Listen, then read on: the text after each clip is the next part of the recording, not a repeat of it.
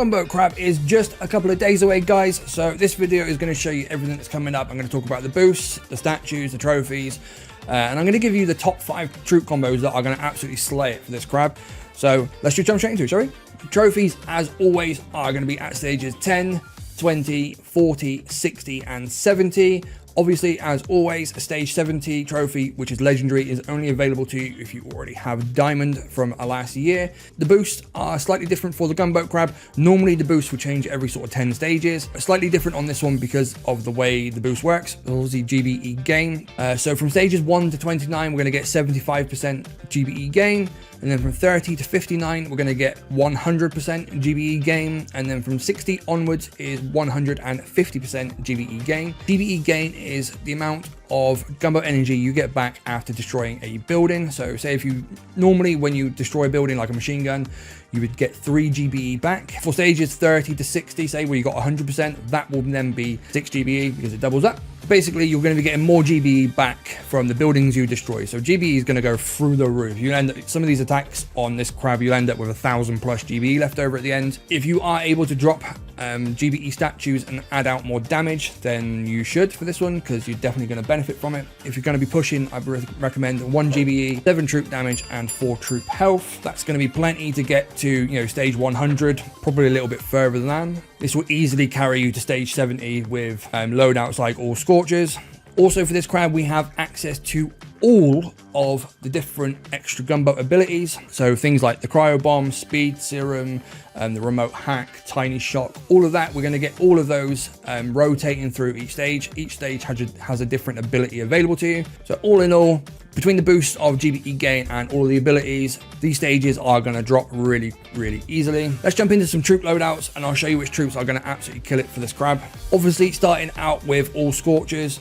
If you're a scorch, if you like having a bunch of scorchers and you want to get through the early stages nice and quick, you can use all scorchers to get through the first 20, 30 stages without really any effort. Force close them if you like to, especially if you've got the 174 statue lineup.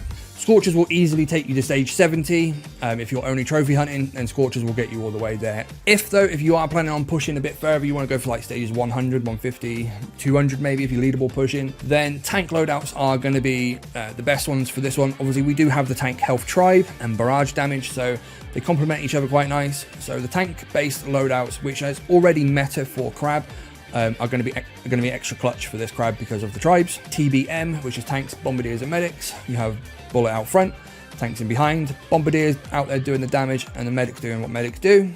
If, however, you don't have bombardiers yet, you could go with banks or T-Med. So this one is all tanks with bullet out front, and then a boat of medics if you want medics, we can just take all tanks. Again, this one's about having bullet out front and then tanks in behind doing the damage and spreading out nicely.